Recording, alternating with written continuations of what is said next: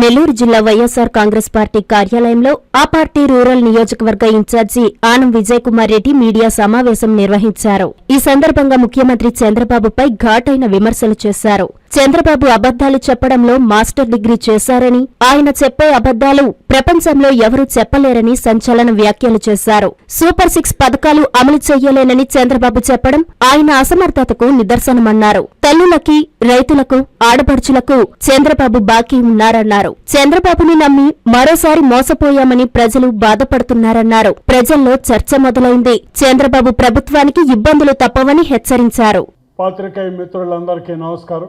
గత ఎన్నికల సమయంలో కూటమి నేతలు శ్రీ నారా చంద్రబాబు నాయుడు గారు, శ్రీ పవన్ కళ్యాణ్ గారు అసెంబ్లీలకు పోటీ చేసినటువంటి ప్రతి ఒక్క తెలుగుదేశం పార్టీ అభ్యర్థి ఒకరు మారిస్తే ఒకరు ఇంకొక మాట వినపడనీయకుండా ప్రజల దగ్గర మేము గనక అధికారంలోకి వస్తే వచ్చినప్పటి నుంచి అది చేస్తాం ఇది చేస్తాం అని చెప్పి లెక్కలేనన్ని హామీలు ఇవ్వటం జరిగింది. దాదాపు 31 లోకేష్ గారి లెక్క ప్రకారం అయితే 31 హామీలు ఆ కూటమి తరఫున ప్రజలకు మేము ఈ స్కీముల ద్వారా మేము సేవ చేస్తాము గెలిచిన క్షణం నుంచి అని చెప్పి వారు చెప్పినటువంటి మాట ఎంత సత్య దూరమో మొన్న జరిగినటువంటి నీతి ఆయోగ్ ప్రజెంటేషన్ ద్వారా ముఖ్యమంత్రి గారు శ్రీ నారా చంద్రబాబు నాయుడు గారు వారు ఇచ్చినటువంటి హామీల విషయం చాలా స్వల్పదైనట్టుగా, పెద్ద పట్టించుకోవాల్సినటువంటి అవసరం లేనటువంటిదిగా,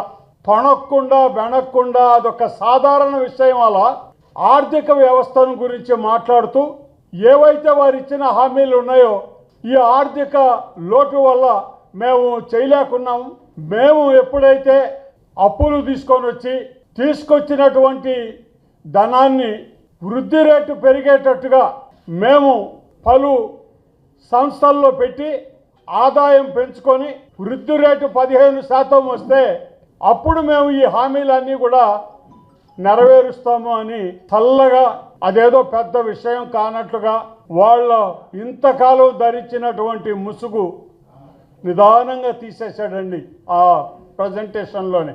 మరి ఎన్నికలు అనేవి జరిగినప్పుడు ఏ పార్టీ అయినా హామీలు ఇస్తుంది, అయ్యా మేము గెలిస్తే ఇది చేస్తాము, ప్రజలకు ఈ వసతులు చేస్తాము మేము అని చెప్పి తెలుగుదేశం వారు ఇచ్చినట్లే వైఎస్ఆర్ కాంగ్రెస్ పార్టీ వారు ఇచ్చారు. వేరే ఇతర పార్టీలు కూడా వాళ్ళ అజెండా ఏంటనేది ప్రజల ముందు ఉంచుతారు.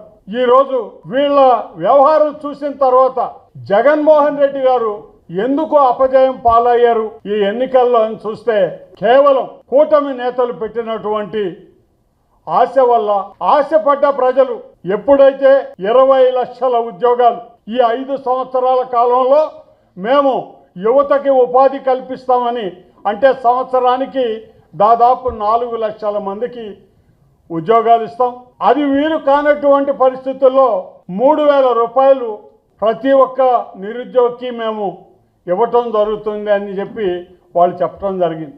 మరి దాదాపుగా సంవత్సర కాలం అవుతా ఉంది, 7-8 నెలలు పైబడి 9 నెలలు. సరే, కొత్త ప్రభుత్వం వాళ్ళు ఈ వనరులన్నీ ఏర్పాటు చేసుకోవడానికి ఆర్థిక వ్యవస్థలో ఒకవేళ ఏదైనా ఇబ్బందులుంటే సరి చేసుకోవడానికి వారికి కొంత సమయం అవసరమవుతుంది. ఈలోగా మనం ఎటువంటి విమర్శలు ప్రభుత్వం మీద చేసినా అది మంచి పద్ధతి కాదు అనేటటువంటి ఉద్దేశంతోనే మేము ఎవరం కూడా ఇంతవరకు మాట్లాడలేదండి. మరి ఈరోజు ఆ సంవత్సర కాలం కూడా కాక మునిపే తేట తెల్లంగా బహిరంగంగా ముఖ్యమంత్రి గారు మన చెప్పిన మాటలు విన్న తర్వాత వాళ్ళు ఇచ్చినటువంటి హామీలన్నీ కూడా మోసపూరితమైనవి అని చెప్పి ఈరోజు ప్రజలు భావిస్తున్నారు. ఇటువంటి మోసపు హామీలు, అబద్ధాలు చెప్పనందువల్లనే జగన్మోహన్ రెడ్డి గారు ఓటమి పాలయ్యారు అని చెప్పి కూడా ఈ సందర్భంగా ప్రతి ఒక్కరు కూడా అనుకుంటున్నారు. కారణం ఒకటే, ఆయన ఆ ప్రచార కార్యక్రమాల్లో కూడా చాలా తమాషగా సోషల్ మీడియాను వాడుకున్నారు. వాళ్ళు ఒక అభ్యర్థి అయితే ఒక పెద్ద కుటుంబం దగ్గరకు పోయి నీకు 15,000, నీకు 15,000, నీకు 15,000 పిల్లలందరినీ చూపించాడు 15,000 లెక్కన. పెద్దవాళ్ళ పక్క చేయి చూపించాడు, అమ్మ మీకు 18,000, మీకు 18,000, మీకు 18,000. ఇంకా పెద్ద వాళ్ళకి 50 సంవత్సరాలకే పెన్షన్లు ఇస్తామని కూడా వాళ్ళు మాట ఇవ్వటం జరిగింది. మరి ఈరోజు మా వల్ల కాదు, ఇది మేము ఇవ్వలేనటువంటి పరిస్థితి, డబ్బులు లేవు అని చెప్పి ఈ రోజు మాట్లాడుతున్నారండి. డబ్బులు లేవన్న సంగతి ఎన్నికల ముందు మీకు తెలియదు అని అడుగుతున్నాను. ఎట్లా చెప్పారయ్యా ఒక్కొక్కరు? చంద్రబాబు నాయుడు గారేమో 14 లక్షల కోట్ల రూపాయలు అప్పులు ఉన్నాయి. ఇంకొక ఆయన ఈ అప్పులో ఇంత చేసి రాష్ట్రాన్ని విధ్వంసం చేశారు ఆర్థికంగా. ఏ విధంగా ఇది చేయాలి? అయినా కూడా సరే కూటమి గెలిస్తే మేమిచ్చిన హామీలకి కట్టుబడి అధికారంలోకి రాగానే మేము అవన్నీ కూడా మీకు ఇవ్వడానికి శక్తి వంచన లేకుండా కృషి చేసి మొదలు పెడతామని చెప్పినటువంటి పెద్ద మనుషులందరూ మరి ఈరోజు అందరూ ఆశతోనే ఉన్నారు. ఒక 6 నెలలు కాదు, 7 నెలలు కాదు, 8 నెలలు కాదు. ఎప్పుడైనా ఒకప్పుడు మనకి ఇవ్వకపోతారా? ముందుగా రైతులు చూశారండి. ఆ ఉత్తరాది పక్కనంతా కోతలు కూడా అయిపోయి మళ్ళీ వేరే పంటకు తయారైనారు. మరి ఆ పంట కాలం జరుగుతున్నంతసేపు మనకు పెట్టుబడి సాయం కింద 20,000 రూపాయలు ఇస్తానన్నారు కదా. ఆ 20,000 రూపాయలు వాళ్ళు ఇస్తారేమోనని చెప్పి ఆ రైతన్నలు అందరూ ఎంతో ఆశతో ఎదురు చూడటం జరిగింది. వాళ్ళ కుప్పనుర్పిళ్ళు అయిపోయి ఒడ్లు ధర లేక వాళ్ళు ఆవేదన చెందేటటువంటి పరిస్థితుల్లో కూడా ఎదురు చూశారు 20,000 ఇస్తారేమోనని. కానీ అక్కడ జరగలేదు. దక్షిణాదిన వాళ్ళకి అయిపోగానే మనకు సేద్యాలు మొదలవుతాయి.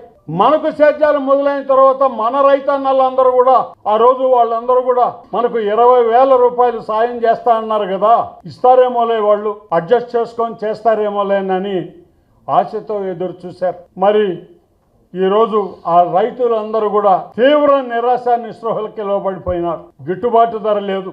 వాళ్ళు అనుకున్నటువంటి ధర వడ్లకి రావటం లేదు. వాళ్ళు ఉన్నటువంటి ఆ బాధలో మొన్న చంద్రబాబు నాయుడు గారు మాట్లాడిన మాటలు విన్న తర్వాత వాళ్ళ ఆశలు అంతో ఇంతో ఉన్నవి కూడా పూర్తిగా అడుగంటిపోయాయి. ఇవ్వటం లేదు ఈయన అని.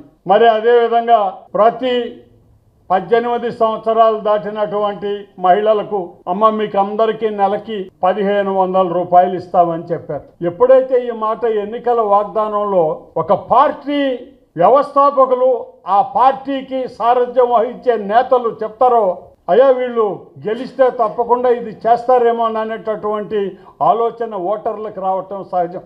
మహిళలందరూ కూడా మన బిడ్డలు ఆ రోజు ఒక్కడికే ఇచ్చాడు కదా జగన్మోహన్ రెడ్డి 15,000 బడికి పోతే, ఈరోజు ఈయన 2 3 4 ఎంతమంది ఉంటే అంతమందికి నేను 15,000 ఇస్తానంటే 2 3 బిడ్డలున్న తల్లులందరూ ఎంతో సంతోషపడ్డారు.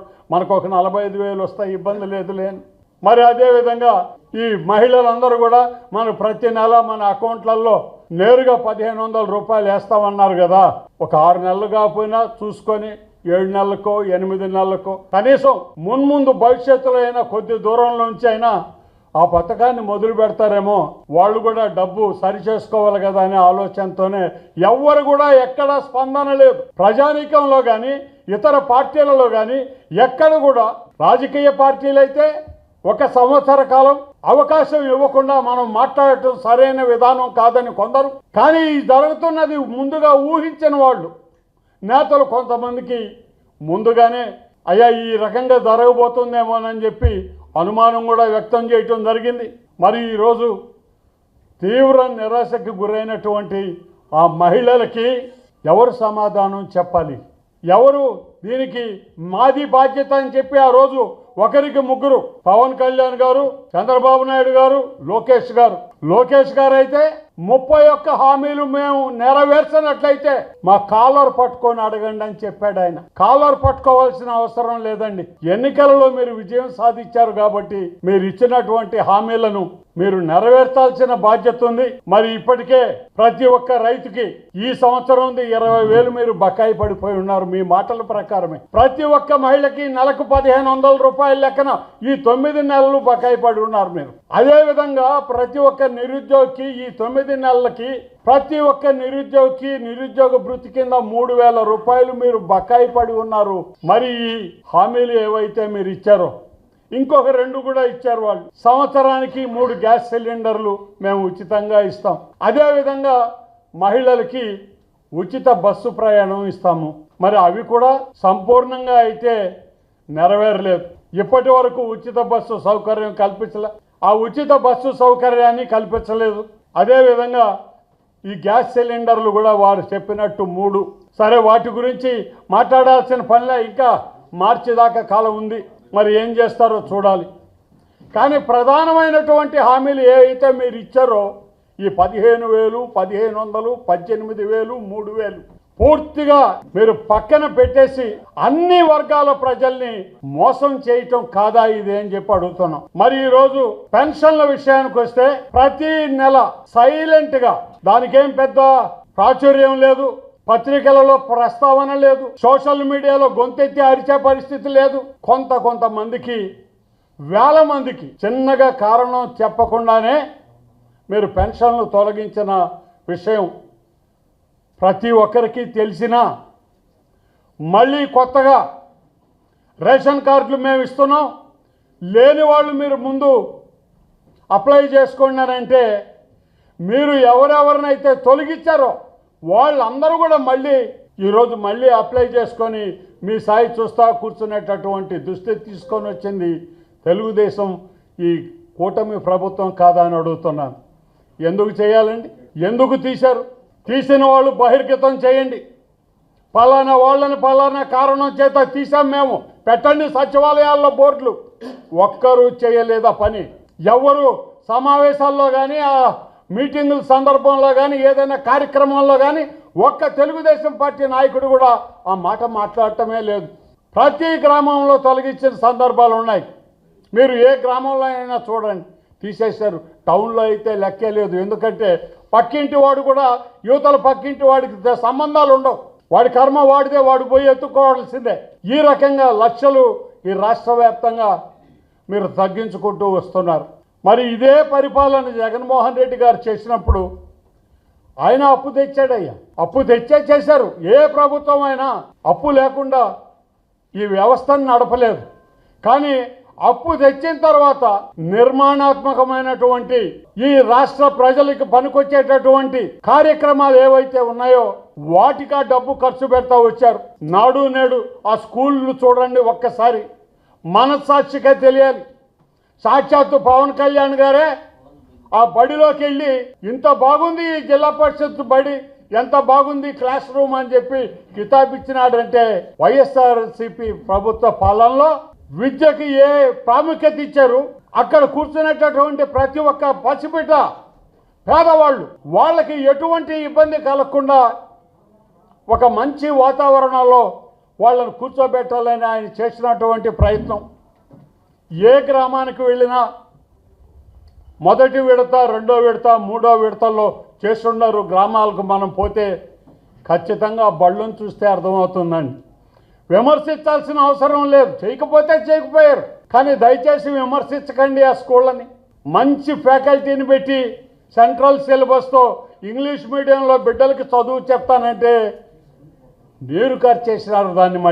మళ్ళీ ఆ రోజు నా మొట్టమొదటి సంతకం డిఎస్సి నేను పెడతా ఉన్నాను, నేను చేస్తా ఉన్నానని చెప్పాడు ఆయన. పిలిచిన ఇంటర్వ్యూలని మళ్ళీ వాయిదా వేశాడు.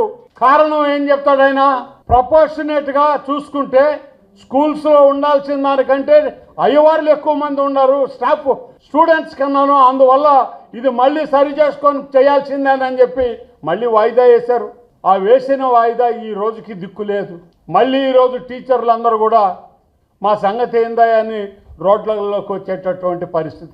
ఏది కూడా మీరు చెప్పింది చేయకుండా ప్రభుత్వం వచ్చి 9 మాసాలైనా ఈ రోజుకి ప్రతి ఒక్క అంశానికి జగన్మోహన్ రెడ్డి గారి పేరు వాడుతున్నారు.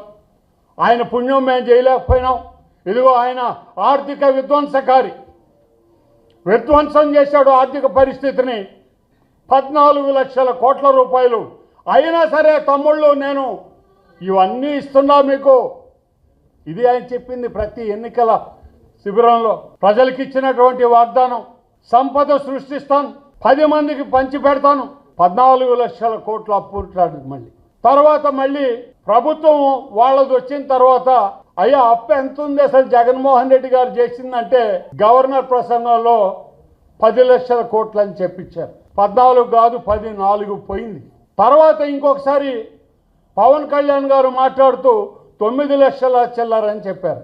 మళ్ళీ 1-2 నెలల తర్వాత అదే అసెంబ్లీలో ఆయన ఈ ఆర్థిక విధానం ఏ విధంగా ఈ ఆర్థిక వ్యవస్థ గురించి ఆయన చర్చించేటప్పుడు మళ్ళీ 12,93,000 అప్పు తీసుకొని వచ్చేసి ఉన్నాడు జగన్మోహన్ రెడ్డి అని చెప్పాడు. ఆ మాట నిజమని చూపించడానికి ఆయన ఆ రోజు బడ్జెట్ కూడా వాయిదా వేశాడు. కానీ నవంబర్లో ఆయన మళ్ళీ బడ్జెట్ సమావేశాలు పెట్టిన తర్వాత బడ్జెట్ ఇది వాస్తవ రూపం ఆ రోజు కాగితంలో చూస్తే 6,46,000 కోట్లు. ఎక్కడ 6 లక్షలు, ఎక్కడ 14 లక్షలు అండి. తడవకు ఒక మాట, ప్రజల్ని కన్ఫ్యూజ్ చేస్తా. అయ్యా ఇన్ని కోట్లు ఈయన తీసుకొని వచ్చాడు, ఏం చేసినాడయ్యా జగన్మోహన్ రెడ్డి, ఏం చేయలేదయ్యా అనే భావం జనాల్లోకి తీసుకొని వచ్చి ఆఖరణ మీరు చెప్పింది నిజమైందంటే 6,46,000 కోట్లు జగన్మోహన్ రెడ్డి అప్పు చేస్తున్నాడు అని. మరి 12 లక్షలు అని ఎందుకు చెప్పారు? గవర్నర్తో 10 లక్షలు ఎందుకని చెప్పించారు? గవర్నర్ ప్రసంగం అంటే దాని వాల్యూ ఎంత అండి? ఈ రాష్ట్ర పురోగతి గురించి కానీ, ఆర్థిక వ్యవస్థ కానీ, అసలు ప్రభుత్వ పనితీరు కానీ ప్రతిబింబించేది గవర్నరు ఒక మీటింగ్లో గవర్నర్ ఇచ్చేటటువంటి వివరణతోనే అసెంబ్లీలో మొదలవుతే దాంట్లోనే తప్పులు తడకలు రాశారు. మరి ఈరోజు 6 లక్షలు అంటారు. మరి ఇదే 6 లక్షల కార్యక్రమం ఉన్నప్పుడు కూడా జగన్మోహన్ రెడ్డి గారు ఏ రోజు కూడా ఆయన ఇస్తానన్నది ఎక్కడ ఆపిన దాఖలా లేదు. అభివృద్ధి పనులు ఆగింది కూడా లేదు. చెప్పుకోలేకపోయినాడని అనిపిస్తుంది ఒక్కోసారి. 3 పోర్ట్లు, పెద్ద పోర్ట్లు, హార్బర్లతో పాటు కట్టే కార్యక్రమం, 17 మెడికల్ కాలేజీలు తీసుకొని వచ్చేటటువంటి కార్యక్రమం, ప్రతి ఒక్క గ్రామంలో ఉండే అప్పర్ ప్రైమరీ స్కూల్ కాడ నుంచి మండల స్కూలు, దట్పీ స్కూల్స్ ఏవైనా సరే ప్రణాళికాబద్ధంగా విద్యార్థులు ఆనందంగా కూర్చొని అక్కడ చదువుకునేటట్టు కానీ, మంచి భోజనం కానీ ఉండి తీరాల్సిందేనని ఆయన చేసినటువంటి ప్రయత్నం, ఇవన్నీ కూడా వీళ్ళు చెప్పినటువంటి హామీల్లో గాలికి కొట్టుకోపోయేటటువంటి పరిస్థితి వచ్చిందండి. ప్రభుత్వాలు మారొచ్చు, ఏది శాశ్వతం అని చెప్పం. కానీ ఇటువంటి అబద్ధపు వాగ్దానాలు ఇచ్చిన తర్వాత ప్రజలకు ఉన్నటువంటి ఆశతో వాళ్ళు మీకు ఓట్లు వేసిన తర్వాత ఈరోజు ఇప్పుడు మా వల్ల కాదు అని చెప్తున్నారు. ఈ 6,46,000 కోట్లలో కూడా గతంలో ఆయన చంద్రబాబు నాయుడు గారు చేసిన అప్పు 3 లక్షలు ఉంది, 3,80,000 కోట్లు. ఆ మిగతాది ఈయన చేసింది కలిపితే అది 6,46,000. దీనికి 14 లక్షలు చెప్పాడు ఆయన తౌడుకోకుండా. ఎవడి పాటికోడు నోటికి వచ్చినంత విన్న జనం ఏమనుకుంటారండి? ఓఎంఐ ఇంత అప్పు చేసేసినాడు, ఏం చేసినాడు ఈ డబ్బంతాను, మనకు రాలేదేమో, మనకు చెందలేదేమో, ఏమి చెందలా. వీటిల్లో ఆయన చెప్పిన వాటిల్లో ఏ కార్యక్రమం చేయలేదండి. ప్రతి ఒక్క కార్యక్రమం ఆయన ఇచ్చిన హామీ ఏ రోజు చేసి చూపించాడు. ప్రజలకు సంబంధించి ఎక్కడ కూడా అతనికి ఆర్థికంగా ఆయన ఇచ్చిన హామీలు ఒక్క చోట కూడా తూచా తప్పకుండా చేశాడు. మరి వీళ్ళు చూపించినటువంటి అత్యాశకి ఈరోజు ప్రజలు వాళ్ళకి ఓట్లు వేస్తే కనీస బాధ్యత సంవత్సరం కాదయ్యా, వచ్చే సంవత్సరం నుంచి ఇస్తామని చెప్పటం కానీ ఏమీ లేదు. ఈరోజు 50 సంవత్సరాలకే పెన్షన్ ఇస్తానన్నారు కదా మీరు, 60 కాదు మరి 50 సంవత్సరాలకు ఇవ్వలేదేమండి? అందరూ చెప్పారు పవన్ కళ్యాణ్ గారితో పాటు 50 ఏళ్లకే మేము ఇస్తాము అని. ఎక్కడా ఏది జరగలేదయ్యా. వాళ్ళు చెప్పింది ఏది జరగకపోగా మొత్తం ఆ నింద తీసుకొని వచ్చి జగన్మోహన్ రెడ్డి మీద పెడతారు. ఆర్థికంగా నాశనం చేశాడు. ఆ ఫిగర్ చూస్తేనే నాకు భయం ఉందని ఇట్లా చూస్తాడు గాలిపక్కాయ. నీకు తెలీదా ముందు 6 లక్షలకే ఇవ్వలేకుండా 14 లక్షల అప్పు ఉంటే నువ్వు ఎట్ట ఇస్తానని చెప్పావు ఈ అబద్ధాలు? గతంలో ముఖ్యమంత్రి గారు పని చేయలేదా మీరు? మీకు తెలీదా ఏ విధంగా ఎంత అప్పు ఉంటే ఎంతవరకు మనం హామీలు ఇవ్వగలము, ఎంతవరకు నెరవేర్చగలం అనేది తెలియకుండానే చేశారా మీరు? మరి ఇవన్నీ చేసి ఈరోజు ప్రజల్ని నిట్ట నిలువున దగా చేయటం కాదా ఇది అని అడుగుతున్నాం. ఈరోజు ప్రతి ఒక్కరు కూడా మాట నిలుపుకోవటానికి కానీ, విశ్వసనీయతగా కానీ దేనికైనా సరే జగన్మోహన్ రెడ్డి తర్వాతే రా ఎవరైనా అని గ్రామాల్లో ఈరోజు మహిళలు మాట్లాడుతున్నారంటే కేవలం 9 మాసాల కాలంలోనే వాళ్ళు జరిగిన పరిస్థితులు చూసి వాళ్ళ తప్పు వాళ్ళు తెలుసుకున్నటువంటి పరిస్థితులు వచ్చాయి. మరి మేము ఒకటే అడుగుతున్నాం ఈరోజు వైఎస్ఆర్ కాంగ్రెస్ పార్టీగా, మీరు ఎప్పుడు ఇస్తారో చెప్పండి. కనీసం ఆయన ఒకటే చెప్పాడు, ఆయన సంపద సృష్టిస్తా, ఆయన అప్పు తేవాల్సిందే. 9 నెలల్లో 1,20,000 కోట్ల రూపాయలు ఆయన ఆల్రెడీ అప్పు తెచ్చాడు. దేనికి పెట్టావు? ఎక్కడ నువ్వు సంపద సృష్టించావు? ఎక్కడ ఉద్యోగాలు ఇచ్చావు? ఉన్న ఉద్యోగాలన్నీ పెరికేస్తుంటివి. 5,000 ఇచ్చాడో 10,000 ఇచ్చాడో ఇస్తానన్నాడో ఏదైనా కానీ గ్రామీణంలో ఆడవాళ్ళకి కానీ, అక్కడ పని లేని వాళ్ళకి కానీ వాలంటీర్ల వ్యవస్థను పెట్టి నెలకు ఒక 5,000 వాళ్ళ చేతి ఖర్చులకు తల్లిదండ్రుల మీద ఆధారపడకుండా అన్నా ఉంటారు వీళ్ళని. దాదాపు 4.5 లక్షల కుటుంబాలకి ఆయన దారి చూపించాడు. మీరు అది తీసేశారు. అది తీసేసిన తర్వాత ఈరోజు సచివాలయ వ్యవస్థలో కూడా ఇంతమంది అవసరం లేదు అని చెప్పి వాళ్ళని కూడా కుదిర్చేటటువంటి ప్రయత్నం మీరు చేస్తున్నారు. మరి మీరు ఎక్కడ ఉద్యోగ అవకాశాలు కల్పిస్తున్నారండి? ఈ మొదటి సంవత్సరం అయిపోయింది. రేపు మార్చిలో మళ్ళీ మీరు బడ్జెట్ పెట్టినప్పుడు ఈ సంవత్సరం పోయింది, అయిపోయింది, చెప్పేశారో పోయింది. కనీసం తర్వాత అయినా ఇస్తారా? మీరు నమ్మకం ఉందని అంటే సంపద సృష్టించి వృద్ధి రేటు 15% వస్తే అప్పుడు నేను చేస్తా, లేకపోతే నేను చేయలేను చెప్పేశాడు ఆయన.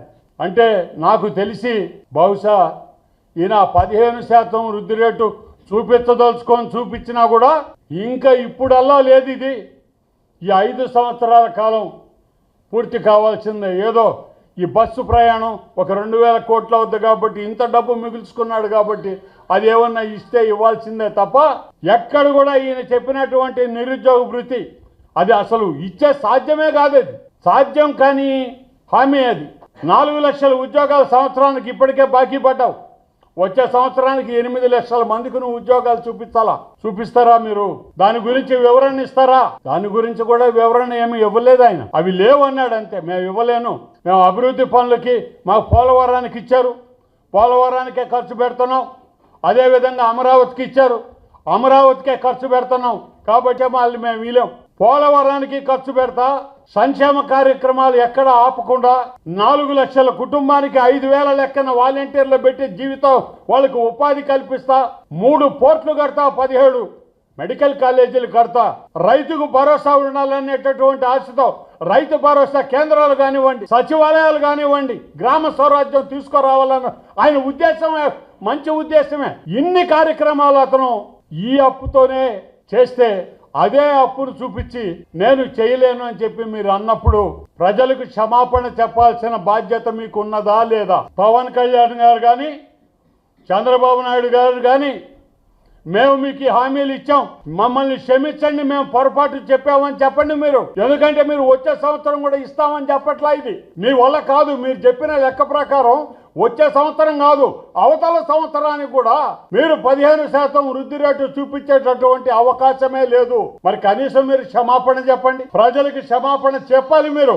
మీరు చేసిన మోసానికి, మీరు చెప్పిన తప్పుడు వాగ్దానాలకి, అసత్యాలకి మేము ఇప్పుడు కాదండి, ఇంకొక 5 ఏళ్ల తర్వాత మళ్ళీ మమ్మల్ని గెలిపిస్తే అప్పుడు ఏమన్నా చేస్తామని చెప్పండి, వాస్తవం చెప్పండి. ఇప్పుడు అయిపోయింది, మీరు ముఖ్యమంత్రి అయిపోయారు, మీకు 150 మంది తెలుగుదేశం పార్టీ శాసనసభ్యులు ఏర్పడిపోయారు. మరి ఈరోజు కనీసం ప్రజలకు మీరు గౌరవంగా క్షమాపణ చెప్పండి, మేము మోసం చేశామని చెప్పండి.